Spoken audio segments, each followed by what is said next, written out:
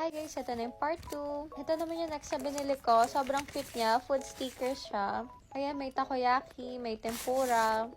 Sobrang cute niya. Ayan, ito naman yung next na binili ko. Itong Batman na mystery pouch. So, ayan, ganyan yung mga pwede mong makuha. Comment kayo guys kung gusto nyo buksan ko to.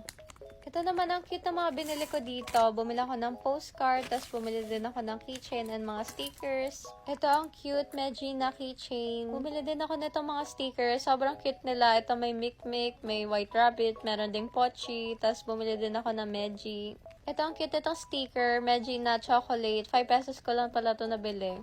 Ito yung mga postcard na nabili ko. Sobrang cute nila. Nahirapan pa ako mamili kasi pareha siya maganda. Kaya ayan, binili ko na lang yung dalawa.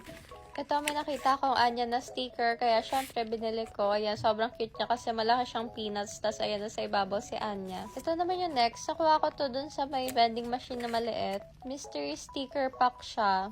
Ayan guys, ang cute ng mga nakuha kong design. Comment kayo for part 3.